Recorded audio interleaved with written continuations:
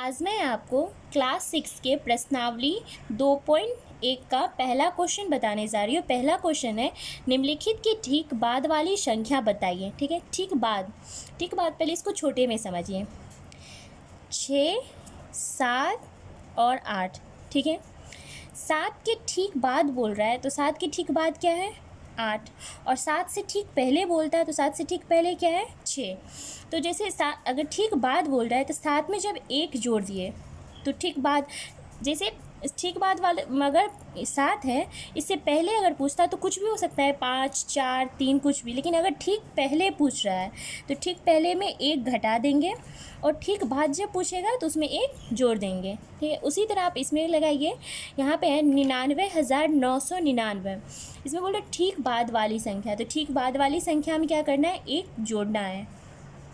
तो 9,999 में ठीक बाद बोल रहा है तो उसमें 1 जोड़ देंगे। तो कितना हो गया? 9 1 10, 1 बच गया है, 9 1 10, 1 बच गया है 10, 1 बच गया है और 9 1 10। कितना हो गया? इकाई, दहाई, सैकड़ा, हज़ार, 10,000, लाख, 1 लाख। ठीक है, उसके बाद क्या है? दूसरा क्वेश्चन। ठीक है, इसमें पहले 3 अंक के बाद कोमा दे देंगे, फिर 2 अंक के बाद। उसके बाद देखिए, फिर दूसरा क्वेश्चन क्या है? दूसरा क्वेश्चन है 800। 800 के ठीक बाद बोल रहा है तो उसमें क्या करना है? 1 जोड़ना है। तो 800 में 1 जोड़ देंगे तो कितना हो गया? 801। उसी तरह तीसरा क्वेश्चन क्या है? 979। 979 में जब 1 जोड़ देंगे तो कितना हो गया? 979 में 1 जोड़ देंगे तो 980। सबका बोल रहा है ठीक बाद वाली संख्या निकालने के लिए। फिर चौथा क्वेश्चन है 1000। 1000 में 1 जोड़ देंगे तो 1001 हो गया। ठीक है, तो ठीक बाद वाली संख्या में 1 जोड़ना है। दूसरा क्वेश्चन है, निम्नलिखित के ठीक पहले वाली संख्या बताए। ठीक पहले का मैं पहले बता चुकी हूँ, जैसे 6, 7, 8 है, ठीक बाद वाले में 1 जोड़ना है और ठीक पहले वाले में 1 घटाना है। ठीक है, उसी तरह इसमें है 1 लाख। 1 लाख की ठीक पहले बोल रहा है तो इसमें 1 घटा देंगे, तो 1 घटा दीजिए। 1 घटाएंगे तो कितना आएगा? 99,999 आएगा। ठीक है, दूसरा क्या है? दूसरा है 100। 100 में जब 1 घटाएंगे तो 99 आएगा। तीसरा क्वेश्चन 8757। इसमें भी बोल रहे ठीक पहले में 1 माइनस कर देते हैं तो कितना हो गया? 8756। ठीक है, इसके बाद चौथा क्वेश्चन क्या है? चौथा क्वेश्चन 99 है।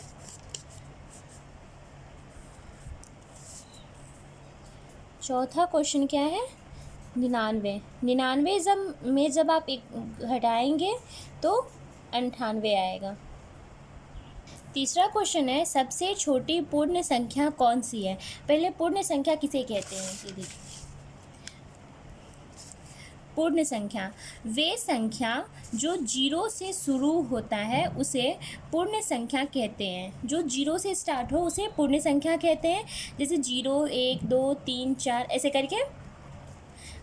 उसके बाद प्राकृत संख्या देखिए, वे संख्या जो 1 से शुरू होता है उसे प्राकृत संख्या कहते हैं। जो 1 से स्टार्ट होगा उसे प्राकृत संख्या कहेंगे और जो 0 से स्टार्ट होगा उसे पूर्ण संख्या कहेंगे। ठीक है, उसी में बोल रहा है सबसे छोटी पूर्ण संख्या। तो पूर्ण संख्या 0 से स्टार्ट होता है तो सबसे छोटी पूर्ण संख्या जो होगा वो 0 होगा। तो यहाँ पे आप ऐसे लिखिएगा, सबसे छोटी पूर्ण संख्या, सबसे छोटी पूर्ण संख्या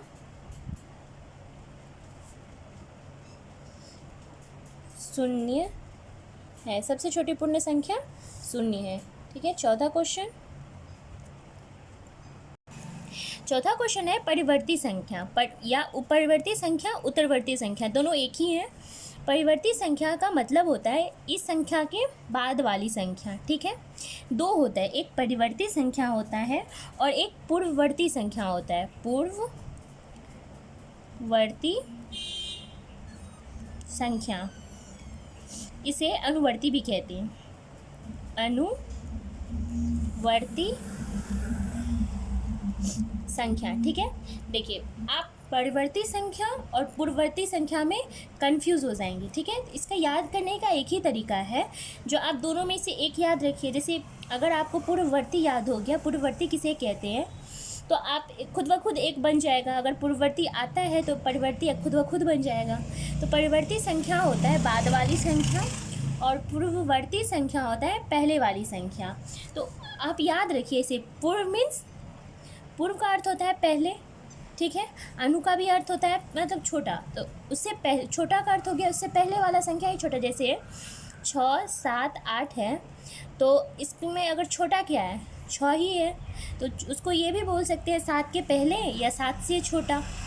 हाँ, तो यही आप याद रखिएगा, पूर्ववर्ती का अर्थ होता है पहले वाली संख्या, उसमें एक घटा देंगे। तो उसके बाद परिवर्ती संख्या बचा, तो परिवर्ती संख्या में क्या करना है, उसमें एक जोड़ देना है।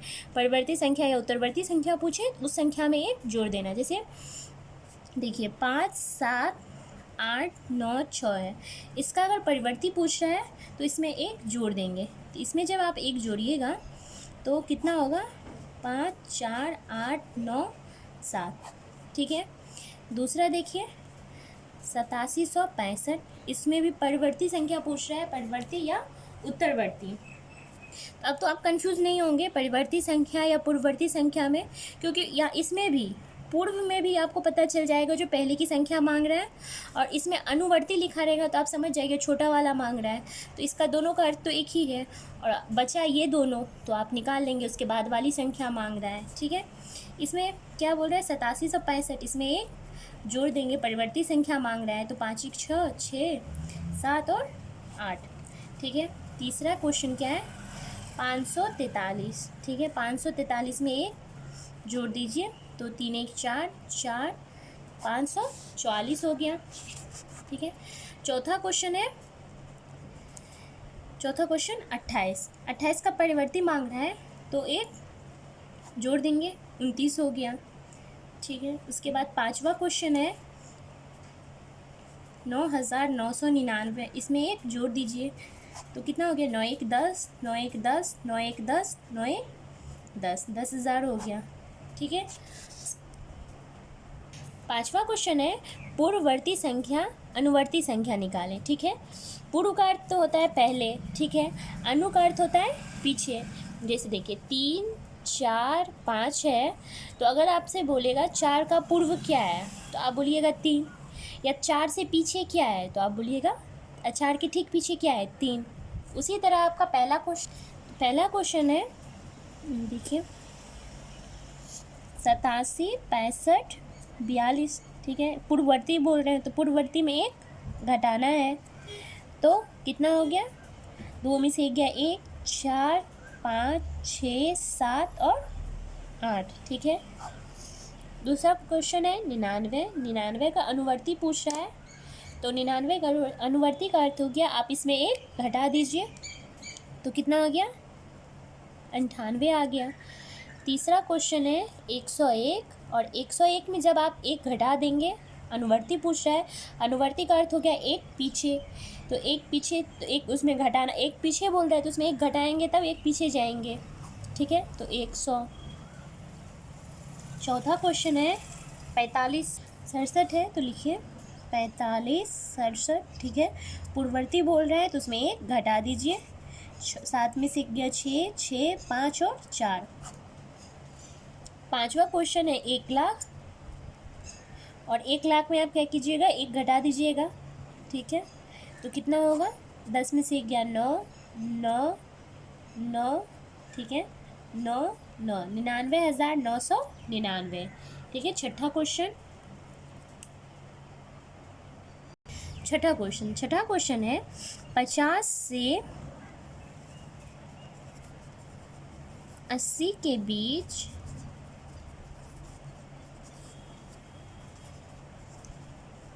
कितने पूर्ण संख्याएं हैं। ठीक है, पहले इसको छोटा में ये समझिए, 50 से, जैसे यहाँ पे 5 है और यहाँ पे 7 है, ठीक है। और यहाँ पे बोल रहा है 5 से 7 के बीच में कितनी पूर्ण संख्या है, ठीक है। तो 5 से 7 के 5 से बोल रहा है तो 6, 5 के बाद क्या होता है 6। तो जब आप 7, एक नियम होता है, जैसे 5 से बोल रहे हैं तो आप 5 को छोड़ दीजिए, उसके बाद वाला लिख लीजिए और इस 7 में लास्ट वाला से इसको घटा दीजिए। 7 में से 6 गया, कितना हो गया 1, मतलब एक पूर्ण संख्या है। देख लीजिए 5 और 7 के बीच में कितनी पूर्ण संख्या है, एक संख्या। अब इसी में देखिए 5 से 10 के बीच में, 5 से बोल रहा है और 5 से 10 के बीच में कितनी पूर्ण संख्या है, इसमें तो अभी नहीं पता है, ना लिखे हैं। तो 5 से बोल रहे तो आप 5 को छोड़ दीजिए, ठीक है। और यहाँ पे 6 लिख दीजिए, ठीक है। और 6 लिख दिया और ये लास्ट वाला जो अंक दिया रहेगा उसमें से उस संख्या को घटा लेंगे। 10 में से 6 घटा लिए, कितना हो गया 4। तो अब इसको देखिए है 4, 5 और 10 के बीच में कितनी पूर्ण संख्या है वो यहाँ पे प्रूफ करके देखते हैं।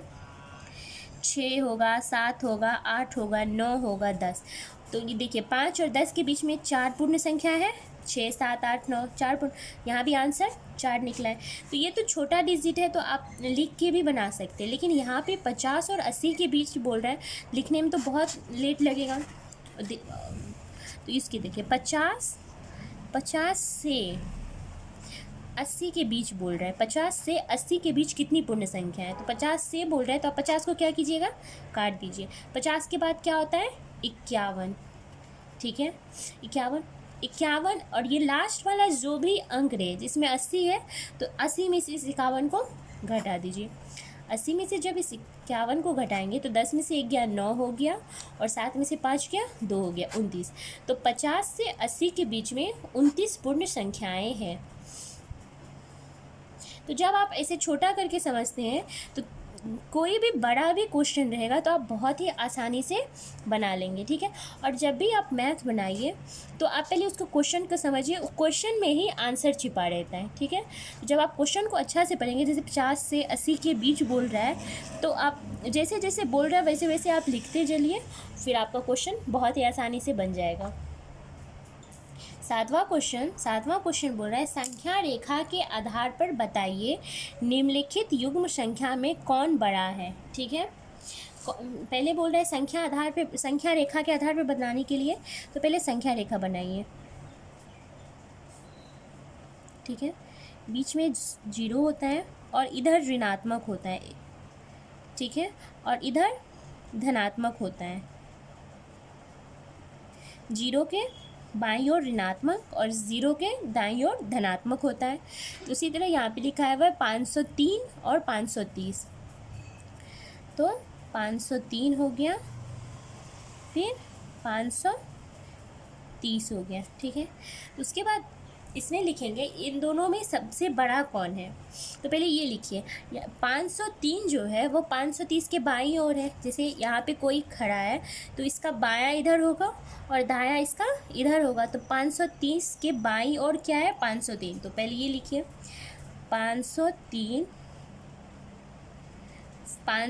संख्या 530 के बाईं ओर